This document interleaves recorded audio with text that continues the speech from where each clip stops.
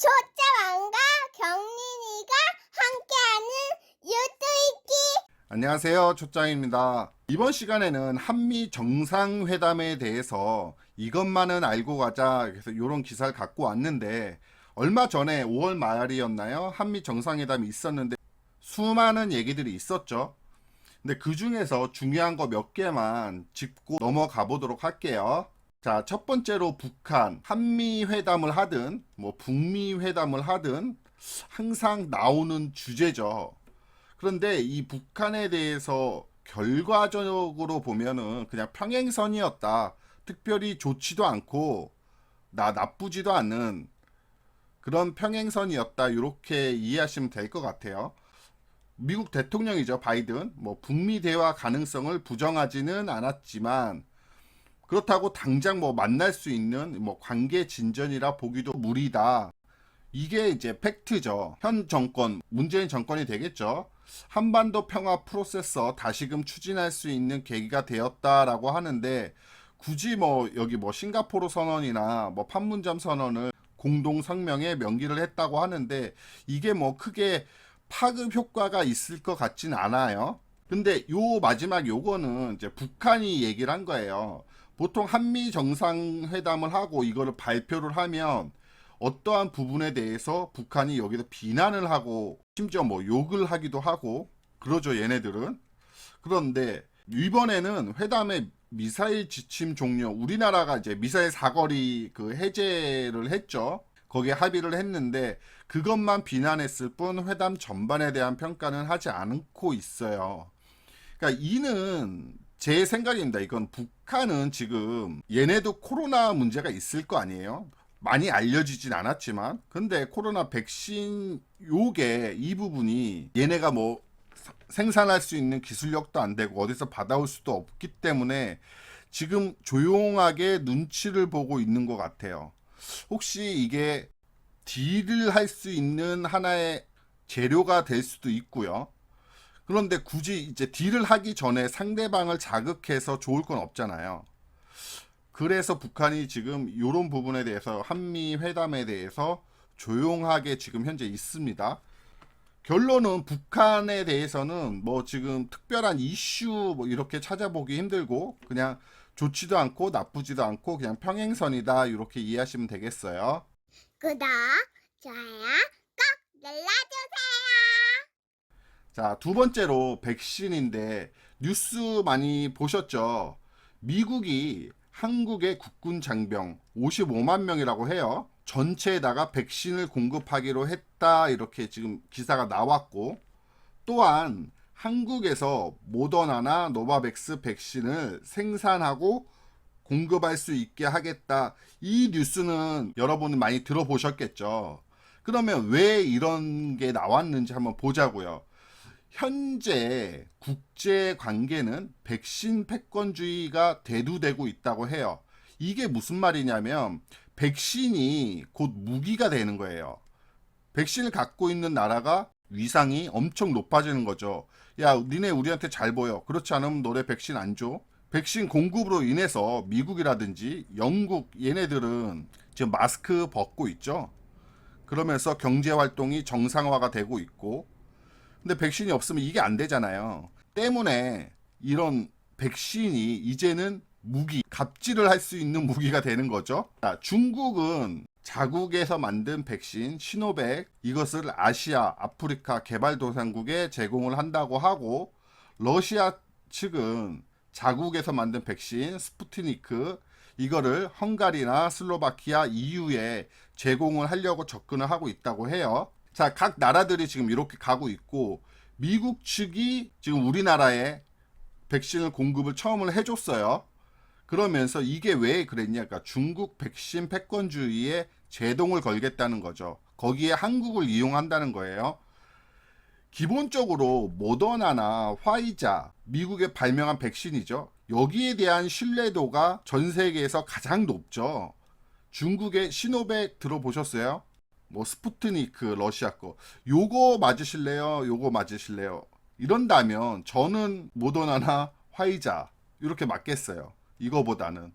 그러니까 미국은 이 화이자나 모더나 이 백신을 가지고 중국이 너네가 다른 나라에 뿌리기 전에 그럼 미국이 우리나라 이제 거의 다 맞았으니까 우리나라 거 써볼래? 라고 했을 때 다른 나라들은 미국한테 쫓아오겠죠. 그렇다면 이 백신을 공급받은 나라들은 당연히 미국 쪽에 붙을 수밖에 없어요. 이 싸움을 중국하고 지금 시작을 하려고 하는 거죠. 중국은 이미 아시아나 아프리카 개발도상국에 우리가 줄게 우리한테 붙어라 이러고 있는 상황이고, 미국은 이제 우리는 다 맞았으니까 남는 거 맞을 사람 한번 줄 서봐 이러고 있는, 백신이 결국은 갑질을 할 수 있는, 우리 편에 붙어라 할 수 있는 무기가 되는 거죠. 거기에 이제 한국이 참여를 하게 된 거예요. 그렇다면 우리는 중국하고 미국하고 요 사이에서 왔다 갔다 이 줄타기 외교를 잘 해야 되는데, 지금 백신 쪽에서는 일단 미국 쪽에 붙었다고 볼 수 있겠죠. 그러면 이 한반도 정세에서 이 중요한 한국이라는 위치가 어쨌든 미국 쪽으로 조금 더 끌려가는, 그럼 중국 입장에서는 싫겠죠. 하지만 뭐 이건 어쩔 수 없는 거잖아요. 쟤네가 백신을 미국이 줘서 맞겠다고 하는데 한국 니네 받지 마 이럴 수 있는 건 아니니까. 그래서 이런 부분에 대해서 중국과 미국의 백신 패권주의가 벌어지고 있는데 한국은 미국 쪽으로 조금 가고 있다. 그래서 중요한 거는 미국의 대중국 견제 전략에 동참을 하게 됐다. 이게 중요한 거죠. 그러면 향후에 이게 중국 측에서 바라봤을 때 한국이 좀 미워 보일 거란 얘기죠. 이게 그렇다면 예전에 사드 문제 때문에도 한국에다가 경제보복이라고 했죠. 지들은 아니라고 하지만 이게 아직도 지금 뭐 엔터 쪽이나 이런 쪽은 게임 쪽 이거 아직 풀리진 않았죠. 마찬가지로 뭐 중국의 화장품 이런 것도 많이 풀리진 않았어요. 여행도 마찬가지고 이런 부분들은 조금 조심해서 봐야 할 타이밍인 것 같아요. 중국이 어떤 제스처로 나올지 모르겠는데 일단은 지금까지 제스처가 없습니다. 자, 세 번째는 미사일인데 42년 말에 미사일의 사정거리를 해제했다. 기존에는 이제 저희가 800km까지 막혀 있었다고 해요. 그러니까 처음에는 180km였고 사거리 해제를 해달라니까 300km, 그 다음 800km. 근데 지금은 이제 무제한이 된 거예요. 처음에 이 180km 된 거는 서울에서 평양 타격을 할 수 있는 거리가 최소가 180km이기 때문에 이 부분은 우리가 개발을 해야 된다 해서 미국으로부터 허락을 받았던 거죠. 그래서 180인데 조금 지나서 300이 되고 그 다음에 800이 되고 이제는 무제한이 됐다는 거고, 탄두 중량이 500kg로 제한됐었는데 17년도에 해제됐다고 합니다. 그러면 이게 왜 중요하냐? 한국에서 미사일을 쏴서 이제 못 가는 나라는 없는 거죠. 기술력에 받쳐준다고 하면 지구 반대편까지도 미사일을 보낼 수 있는 그런 부분이 이제 허락이 된 거예요, 미국한테. 그래서 한국은 자주적 안전 보장 능력이 크게 향상됐다. 그러니까 주변국들이 한국을 이제는 물론 지금도 우습게는 안 보겠지만 기술력만 된다고 하면 어디든지 날릴 수 있는 미사일을 갖고 있다고 한다면 쉽게 우리나라에 타격할 수 있는 나라들은 거의 없을 거예요.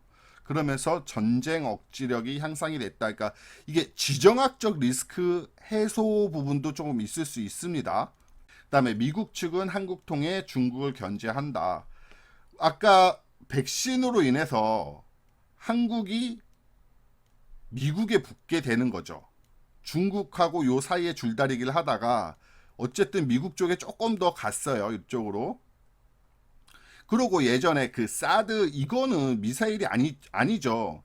어떤 미사일이 날라오면 요거를 폭격하는 이게 사드인데 설치했다고 난리 쳤던 게 얘네들이잖아요, 중국. 그런데 한국에다가는 이제 미국이 어떤 미사일을 한국에다가 설치를 하는 게 아니야. 이제는 한국이 자주적으로 우리나라를 방어하기 위해서 얘네들이 여기다 미사일을 막 박는단 말이죠, 한국에다가. 이거를 중국이 와서 뭐라고 할 수 있겠어요? 없죠. 그거는 내정 간섭이잖아요. 꼴보기 싫겠지만 사드 때하고는 다르다. 사드는 이거 우리나라 무기 아니잖아요. 미국이 갖다 놓은 거죠. 그러니까 중국이 왜 거기다 갖다 놓냐 하면서 태클을 걸었지만 이제는 그렇게 할 수 없다는 거죠. 그렇다면 여기 미사일들이 막 있으면 중국의 위협이 되는 거죠. 그럼 미국 입장에서는 자연히 중국을 견제할 수 있는 이런 상황이 되는 거고요. 또 한편으로는 우리나라가 미사일을 개발하기 위해서 하다 보면 뭐 미사일의 그 껍데기, 뭐 탄소 섬이라든지 티탄 합금 뭐 이런 소재 개발도 가능할 것이고, 미사일을 쏘기 위해서는 뭐 GPS 개발도 할 것이고, 어쨌든 발사체에 얘네가 무제한으로 날아가게 되기 때문에 여기에 기술 이런 것들이 전부 다 발전을 한다는 거죠. 그러면서 산업, 경제적 파급 효과가 엄청난 시너지를 낼 것이다 라는 거고요. 그게 마찬가지죠. 밑에 로켓이나 인공위성 등의 개발로 우주산업 전망을 밝혔다. 우리나라 우주산업은 거의 바닥이죠. 거의 탑이 뭐 러시아, 미국, 중국, 뭐 일본 요런 애들인데, 우리나라는 한참 밑에 있습니다. 우주산업에 대해서는 이 부분도 개발할 수 있고, 어쨌든 요 미사일 사정거리 하나 해제로 인해서 요런 부분들이 부가적으로 플러스 알파로 따라온다. 그렇다면 이게 이제 막 투자 관점으로 보자면 우주 쪽, 우주 항공 쪽 이게 앞으로 전망이 밝을 수 있겠죠. 그 다음에 소재 기술, 뭐 탄소섬이라든지 티탄 합금 뭐 요런 소재 부분, 요런 부분도 조금씩 각광을 받을 수 있는 그런 위치에 놓여 있는 거고요. 이해되시겠죠? 그러니까 요거 하나만 그냥 사정거리 해제됐다 해서 그게 뭐 어쨌다고 이게 아니라, 이렇게 생각을 해 보시는 게 경제를 공부하는 사람들의 자세가 아닌가, 저는 그렇게 생각이 듭니다. 자, 네 번째로 반도체, 배터리, 전기차 이렇게 돼 있어요. 이게 무슨 얘기냐면 최첨단 기술, 제품에 대해서 서로 간에 부족한 공급망을 서로 보완하자라고 했어요. 한국하고 미국하고 이제 손을 잡은 거예요. 이쪽에 대해서 반도체, 배터리, 전기차 이런 쪽에서는 한국이 세계 탑급에 속하잖아요. 탑그룹에. 예전에는 이런 내용들을 과거에는 영국, 프랑스 이런 애들과 했던 건데, 한국의 기술적 역량이 특히 반도체, 배터리, 전기차 여기서는 거의 세계 탑급에 들어가는 기술력을 갖고 있기 때문에 이 역량이 이제는 새로운 한미 관계의 지렛대 역할로 되었다. 우리나라 기술력이 없었으면 미국이 이런 얘기를 하지 않았겠죠. 근데 우리나라가 기술이 발전하면서 이제는 이 반도체 부분, 배터리 부분, 전기차 부분에서는 미국과 대등한 위치에 서서 얘기할 수 있다. 이건 자부심을 가져도 되는 거고요. 그러면서 우리나라의 뭐 삼성, LG, SK, 현대차 여기 오너들이 갔죠. 삼성 빼고요. 미국에다가 우리들이 공장을 짓겠다 이렇게 얘기를 했죠. 그러니까 미국에서 환영을 했고, 이거의 뒷면에는 이게 있는 거죠.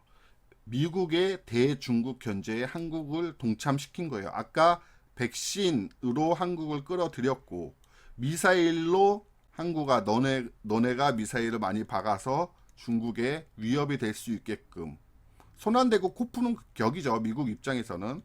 그리고 중국의 고립을 위해서, 지정학적 고립이 아니고요. 요런 기술, 반도체, 배터리, 전기차 요런 기술 부분에서 중국을 고립시키기 위한 대중국 견제에 한국을 동참시켰다. 이게 의미가 있는 거죠. 미국 입장에서는. 그래서 따라서 요 부분도 되게 중요하게 볼 수 있죠. 그러니까 향후 투자 관점에서 본다고 해도 이거는 괜찮은 부분이지 않을까 싶고요. 마지막으로 해외 원전 사업 공동 진출에 합의했는데, 우리나라가 친환경 한다면서 탈원전 정책을 문재인 정부에서 밀어붙였죠. 그러면서 원전 관련했던 기업들은 다 작살났어요. 특히 뭐 주가 보시면 다 작살났는데, 해외 원전 사업에 공동 진출을 합의했다. 우리나라 원전 기술 꽤 좋은 편입니다. 근데 우리나라에서는 못 쓰잖아요. 그런데 이 기술이 썩고 있는 거죠. 이거를 해외 가서 너네들한테 원전을 지어줄게, 이렇게 할 수 있는 거예요. 여기 부분에서 합의를 했다는 거죠. 그러니까 국내 원전 관련 기업들에게는 긍정적이죠. 최근에 보시면은 이제 두산그룹주 주가들이 두산만 붙으면 지금 폭발적으로 날아가고 있죠. 그 중에 하나 이유가 이거예요. 두산중공업이라는 얘네가 하는 핵심 사업이 원전이죠. 근데 이거를 합의를 시켜놨잖아요. 이제는 얘네가 국내에서는 안 되지만 해외에다가 이거 판매할 수 있고 해외에 가서 이거를 원전을 지을 수 있으니까 이제는 얘네들이 좀 살 것 같은 거죠. 하면서 두산이 이름만 붙었다 하면 지금 초급등을 하는 이런 상황에 있습니다. 자, 이렇게 해서 한미 정상회담의 주 내용을 알아봤고 그 주 내용이 의미하는 걸 뭔가를 알아봤거든요. 근데 이게 지금 당장은 안 쓰일 수는 있겠지만 어쨌든 흐름을 읽으셨으면 하는 바람으로 이 기사를 가져왔어요. 대략 세계의 경제 흐름은 미국 얘네들이 좌우하잖아요. 거기에 대척점에 있는 게 중국이고 거기 중간에 있는 게 이제 한국이란 거죠. 한국이 어디로 가야 되는지 이것도 의문점이고 어디로 가느냐에 따라서 한국이 할 수 있는 역할도 있을 것이고 여기에 수혜도 있을 것이고 또 반대로 수혜를 못 받는 이런 쪽도 있을 것이잖아요. 그러니까 이런 부분들을 한 번쯤 생각을 해보자 이런 취지로 가져왔으니까 이거는 어쨌든 제 의견이에요. 전부 다 제 의견이니까 여러분들도 한번 보시고 아 이러면 이럴 것 같다 저러면 저럴 것 같다 이렇게 한 번쯤은 생각을 해 보시는 계기가 됐으면 좋겠습니다. 자 오늘도 이렇게 시청해 주셔서 감사합니다. 시청